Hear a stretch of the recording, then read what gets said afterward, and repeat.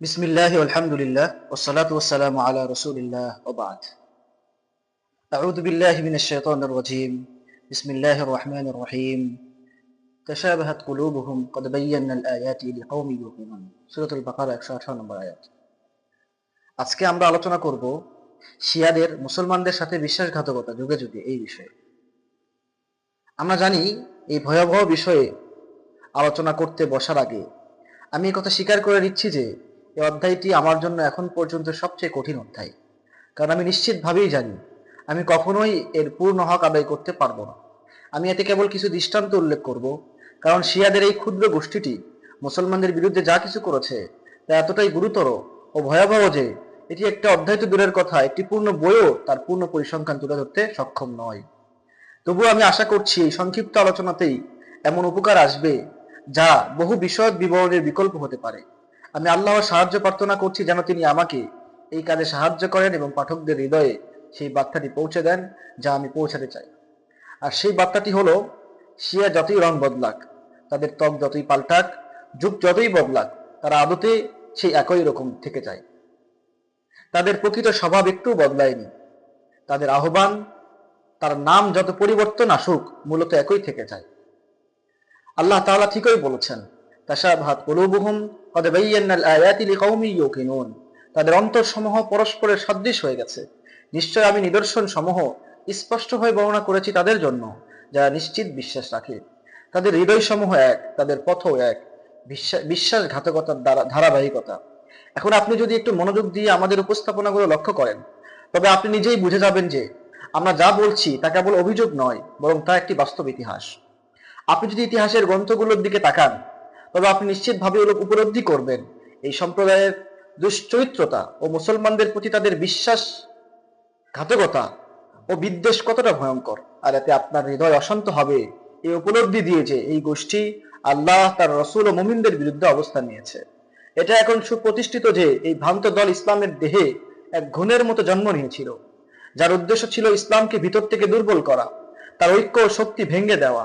তারা ইসলাম বিরোধীদের সঙ্গে একজোট হয়েছিল যে কোনো উপায়ে, যে কোনো শক্তি দিয়ে, শুধু ইসলামের শিরোচ্ছেদ ঘটাতে। ইতিহাস, প্রাচীন, আধুনিক ও সমসাময়িক সবই সাক্ষ্য দেয় যে এই সত্যের ওপর আল্লাহ সুবহানাহু ওয়া তাআলার বাণী সত্য। তিনি বলেন, তাশাবাহাত কুলুবুহুম ক্বাদ বায়্যানাল আয়াতি লিকাওমিন ইউকিনুন। তাদের হৃদয় সমূহ এক, অর্থাৎ একে অপরের সদৃশ আমি নিদর্শন সমূহ স্পষ্ট করে দিয়েছি তাদের জন্য যারা দৃঢ় বিশ্বাস রাখে। এটাও সুপরিচিত যে এই সম্প্রদায়ের উদ্ভব ঘটে তৃতীয় খলিফা হযরত উসমান ইবনে আফফান রাদিয়াল্লাহু তাআলা আনহু এর শাহাদাতের পর, যেটি ছিল প্রথম আগুনের স্ফুলিঙ্গ, আর যার পর থেকেই তাশাইয়্যু অর্থাৎ শিয়া মতবাদ দৃশ্যমান ভাবে আত্মপ্রকাশ করে। এই সময়ে যারা শিয়াবাদী দাবি করেছিল তারা ছিল মূলত দুভাগে বিভক্ত। এক, এমন এক দল যারা নিজ হাতে ফিতনা সৃষ্টি করেছিল এবং হযরত ওসমান রাদিয়াল্লাহু তাআলা আনহু এর হত্যায় স্বয়ংক্রিয়ভাবে অংশ নেয়। পরবর্তীতে তারা আলী ইবনে আবি তালিব রাদিয়াল্লাহু তাআলা আনহু এর সমর্থকের মুখোশ পরে আত্মগোপন করে। দুই, আরেক দল যারা আলী রাদিয়াল্লাহু তাআলা আনহু এর মতের অনুসরণে হত্যাকারীদের বিরুদ্ধে তৎক্ষণাৎ প্রতিশোধ না নিয়ে পরিস্থিতি স্থিতিশীলতার অপেক্ষা করতে থাকে। আমরা এখানে প্রথম দলটির কথাই বলছি, যারা ষড়যন্ত্র করেছিল, হত্যায় অংশ নিয়েছিল এবং পরে আলী রাদিয়াল্লাহু তাআলা আনহু এর সেনাবাহিনীতে মিশে গিয়ে নিজেদের চেহারা লুকিয়ে রেখেছিল। ইসলামের বিরুদ্ধে এই ছিল প্রথম ছুরি যা ভিতর থেকে ঢুকে আঘাত করেছিল, তাও সেই সব লোকদের হাত ধরে যারা মুখে ইসলামের দাবি করত কিন্তু আসলে আহলুল বাইতের নামে প্রতারণা চালিয়ে যাচ্ছিল। এরপর ষড়যন্ত্রের চক্র আবার ঘুরে ফিরে আসে এবং একই ছুরি আবার বের হয়। এইবার আসে খোরাসান থেকে, পারস্য ভূমি থেকে, আবু মুসলিম খোরাসানের হাত ধরে, এবং আবারও আহলুল বাইতের প্রতি ভালোবাসা, সহানুভূতির নাম করে উমাইয়া খেলাফত ধ্বংস করা হয়, যে খেলাফত ইসলামের পতাকা বহন করে চীনের সীমানা পর্যন্ত পৌঁছে গিয়েছিল। যেই সাম্রাজ্য পতনের মুখে পড়ে বিভক্ত হয়ে যায়। এরপর আসে আব্বাসীয় খেলাফতের যুগ, যা আবার ইসলামের এক স্বর্ণালী অধ্যায় রচনা করে, বহু বিজয় ও প্রগতির স্বাক্ষর রাখে ইতিহাসে। কিন্তু ঠিক একই ছুরি আবারও ব্যবহৃত হয়, একই নাম, একই প্রতারণা আহলুল বাইতের নামে আবার ষড়যন্ত্র করে ওঠে। এবার এই ছুরি চালায় দুই শিয়া চরিত্র, নাসিরউদ্দিন আত-তুসি হালাকু খান এর উপদেষ্টা, যে ছিল তাতার সেনাপতি, ইবনু আল কামি আব্বাসীয় খলিফা আল মুতাসিমের মন্ত্রী। এই দুই ব্যক্তি ইসলাম ও মুসলমানদের বিরুদ্ধে ভয়ঙ্কর ষড়যন্ত্র রচনা করে, যা ছিল ইসলামের ইতিহাসে সবচেয়ে ভয়ঙ্কর বিশ্বাসঘাতকতার একটি। তাতারীদের আগমন, গণহত্যা ও শিয়াদের গৌরব এক নির্মম ইতিহাস।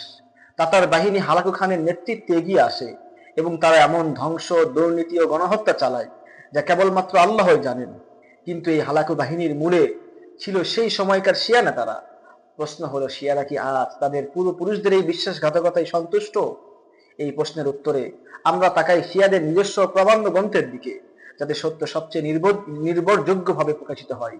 শিয়া আলেম মির্জা মুহাম্মদ বাকির আল মুসাওয়াই আল খুনসারি আল ইসফাহানি বলেন তার বিখ্যাত গ্রন্থে রাওদাতুল জান্নাত ফি আহওয়ালিল উলামা ওয়াস সাদাত 301 এবং 300 থেকে 301 নম্বর পৃষ্ঠা, প্রথম খণ্ড। তিনি বলেন, তিনি হলেন একজন গবেষক, তত্ত্ববিদ, গভীর জ্ঞানের অধিকারী, সম্মানিত ব্যক্তি। তার সেই সুপরিচিত ঘটনা, যাতে তিনি ইরানের তাতার বাদশাহ হালাকু খান, যে ছিল তুলি খানের পুত্র, চেঙ্গিস খানের নাতি, তাতারি ও মঙ্গল শাসকদের অন্যতম, এর প্রধানমন্ত্রী নিযুক্ত হন এবং ইমানদারদের দিক নির্দেশনা ও দেশ সংস্কারের লক্ষ্যে পূর্ণ প্রস্তুতি নিয়ে তার রাজদণ্ডের নক্ষত্র তলে বাগদাদ অভিমুখে যাত্রা করেন। তিনি এগিয়ে আসেন দুর্নীতি, বিদ্রোহের মূলোৎপাটনের লক্ষ্যে, জুলুম ও বিভ্রান্তি নিঃশেষে ধ্বংসের জন্য, এবং এর জন্য আব্বাসীয় খেলাফতের পতন ঘটানো জরুরি হয়ে যায়। তখন তিনি এই বনি আব্বাস নামক দানবীয় শাসন ব্যবস্থার ভিত্তি উচ্ছেদ করে দেন। তারপর তাদের অনুসারীদের ওপর গণহত্যা চালানো হয়, এমনকি তাদের রক্ত প্রবাহিত হয়ে দজলা নদীর মতো প্রবাহমান হয়ে পড়ে। এরপর সেই রক্ত ধারায় নরকের আগুনে প্রভাবিত হয়ে পৌঁছায়, যা হবে সেই দুর্ভাগা অপরাধীদের চিরস্থায়ী গন্তব্য। এই বিবরণ শুধু ইতিহাস নয়, এটি শিয়া ঐতিহাসিক দৃষ্টিভঙ্গির নগ্ন প্রকাশ। একদিকে যেখানে মুসলমানদের জন্য এক ভয়ঙ্কর হত্যাযজ্ঞ ও বিশ্বাসঘাতকতা ছিল, সেখানে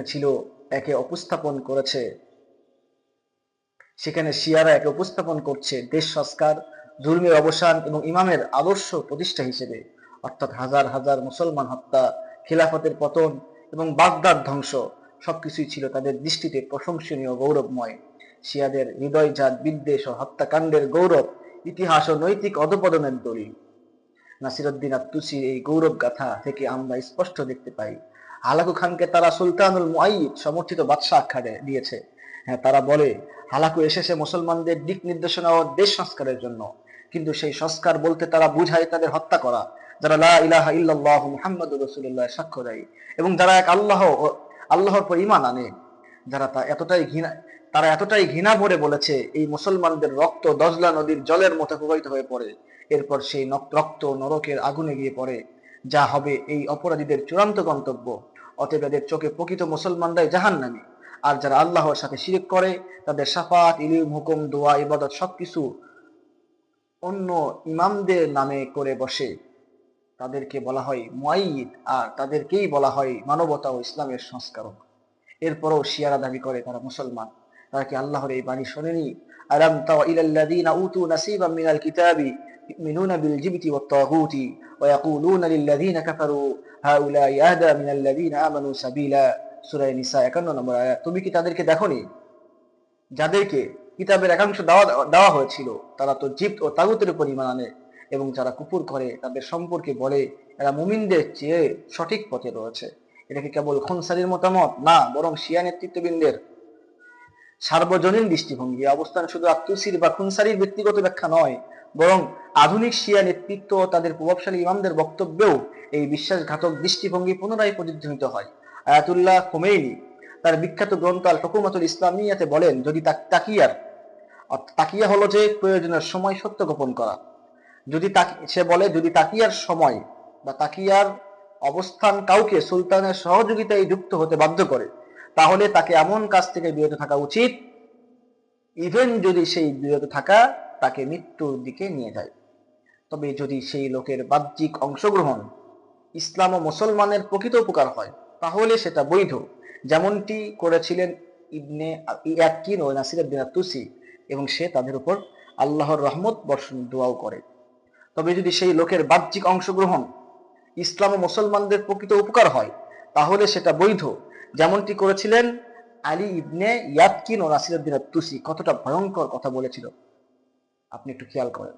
অর্থাৎ শিয়া নেতা খুমেনি স্পষ্টভাবে আত-তুসিকে ইসলামের সত্যিকার সহায়ক ও সঠিক নীতির অনুসারী হিসেবে উপস্থাপন করেন, যদিও আত্তুসি মুসলমানদের রক্তে বাগদাদের রাস্তাঘাট রঞ্জিত করেছিল। আসলে নাসিরউদ্দিন আত্তুসির এই কাজই ছিল শিয়াদের তথাকথিত ইসলাম ও শিয়া মুসলমানদের জন্য একটি প্রকৃত বিজয়, যেমনটা দাবি করে খোমেনি। কিন্তু আল্লাহর কসম, এটি মুহাম্মদ সাল্লাল্লাহু আলাইহি ওয়াসাল্লাম এর দিন নয়, বরং এটি তাদের ইসলাম, যারা হচ্ছে ইহুদি ও কিসরার বংশধর। কিসরা হলো ফার্সি বাদশার। তারা দাবি করে উমাইয়া খেলাফত দুর্বল হয়ে পড়েছিল ইসলামের স্বার্থে, অথচ বাস্তবতা হচ্ছে এই পতনের পিছনে ছিল ইসলামপন্থীদের ছদ্মবেশে লুকিয়ে থাকা ভেতরের শত্রুরা। তারপর ইতিহাসের পাতায় আবার শিয়ারা ধ্বংস করলো আব্বাসী খেলাফতকে তাতাইদের হাত ধরে, এবং তাদের মতে এটিও ছিল ইসলাম মুসলমানদের জন্য একটি বিজয়। এরপর টার্গেট হয় ওসমানী খেলাফত। তাহলে কি শিয়ারা এবার নীরব থেকেছে? না, ইতিহাস উত্তর দেয়, শিয়া কোনোদিন বদলায়নি। শিয়াদের প্রতারণার হাত থেকে ওসমানী খেলাফতও রক্ষা পায়নি। ইনশাআল্লাহ আমরা দ্বিতীয় পর্বে সেই বিষয়ে পূর্ণ আলোচনা করব। ওয়া আখিরু দাওয়ানা আলহামদুলিল্লাহি রাব্বিল আলামিন। আসসালামু আলাইকুম ওয়া রাহমাতুল্লাহি ওয়া বারাকাতুহু।